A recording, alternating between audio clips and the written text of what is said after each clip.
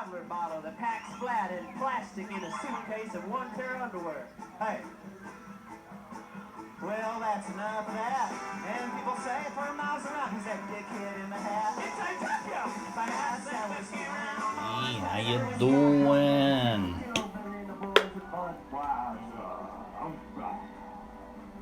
Budweiser, alright.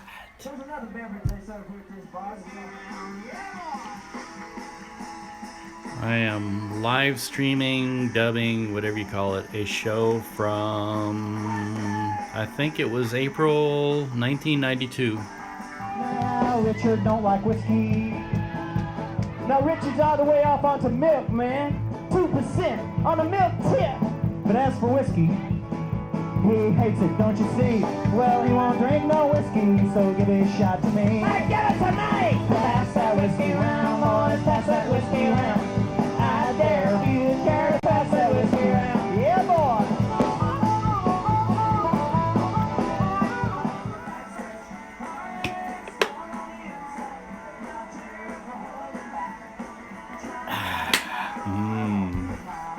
Well, if I remember from the show, there was a group of concerts held over a week-long period. I think it was April, but fuzzy memory. Could have been August. And the shows were sponsored. Well, the bands were booked into these clubs, so I think they just allowed this group from Kansas City called the Coalition Against Censorship to set up a table and come up and talk in front of the crowds about the censorship issues that was happening back in about that time, late 80s, early 90s. If anybody remembers Tipper Gore, the wife of Al Gore, she led a group called the PMRC, and they were trying to label any record that they thought was offensive to the sensibilities of, I guess, Christian parents. I don't know. And what that did was it kind of sent a chill factor through the air, and kept in many cases kept a lot of records off the shelves, because a lot of stores were so afraid of this group that they were afraid to carry anything that had this parental advisory label.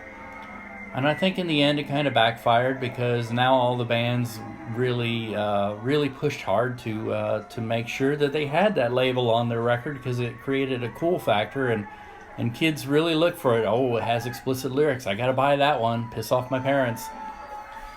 So, but the politics of the time, a lot of groups came out and wanted to fight censorship, and so I was in the Air Force at the time. I took a week off and drove my 1983 Dodge phone van, set it up on the inside with a little sleeping bag and stuff, and I just kind of followed this stuff.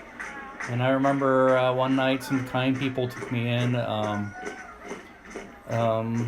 girl by the name of Megan took me in. She was in a band called Uncle Dirty Toes. She let me sleep on her couch surf. And then the band, what was their name? Wayback Machine. That's how I met Wayback Machine. They let me couch surf for a few nights. There were shows in Kansas City and Lawrence, but mostly in Lawrence, so I spent a week in Lawrence. And I enjoyed it. I videotaped it with my crappy old Navicon tube camera. Maybe it was Sadicon. I can't remember.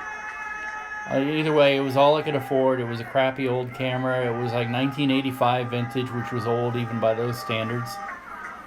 And it was a tube camera, so it didn't work very well in low light. And I had 2 Radio Shack microphones. I set them up next to the speaker, and they weren't very good quality. And one of the mics, you can hear the condenser in it was loose, and I think that was from the very first day I bought it. So it's no wonder that Radio Shack is no longer in business, because they tended to sell crap and not really back it very well. So I'm sure if I brought it back, they would have replaced it, but I don't know. When you buy it off the shelf and it's already broken, but they were cheap anyway. They were like, I don't know. Well, nothing at Radio Shack was cheap, actually. That was another reason why they're no longer with us. But I think they were like $25 a piece, which even back then, that was cheap for a microphone. Well, anyway, my thing is done. The end of Killbilly.